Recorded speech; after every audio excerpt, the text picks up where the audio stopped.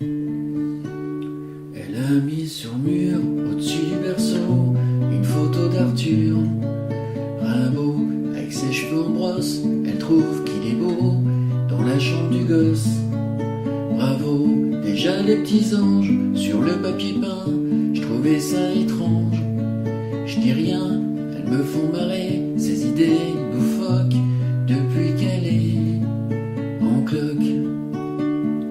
Elle se réveille la nuit, veut bouffer des fraises, elle a des envies balèzes. Moi je suis au petit soin, je me défonce en 8 pour qu'elle manque de rien. La petite, c'est comme si je pissais dans un violoncelle, comme si j'existais plus. Pour elle, je me retrouve planté tout seul dans mon froc, depuis qu'elle est en cloque.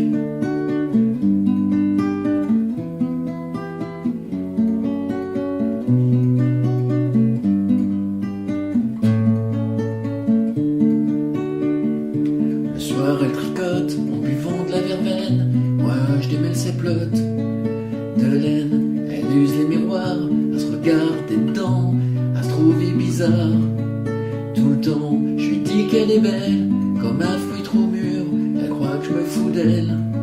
C'est sûr, faut bien dire ce qui est. Moi aussi, je débloque depuis qu'elle est en cloque. Faut que je retire mes grôles quand je rentre dans la chambre du petit rossignol. Quel couvre, c'est que son petit bonhomme, quand arrive en décembre, elle le protège comme une louve. Même le sapépère, elle en dit du mal, sous prétexte qu'il perd ses poils. Elle veut plus le voir traîner autour du paldoc, depuis qu'elle est en cloque.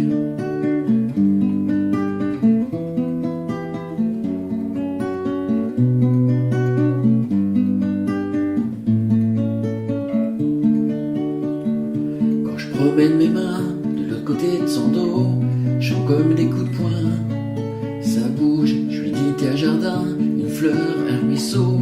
Alors elle devient toute rouge. Parfois ce qui me désole, ce qui me fait du chagrin, quand je regarde son ventre et le mien, c'est que même si je devenais pédé comme un phoque, moi je serais jamais en cloque.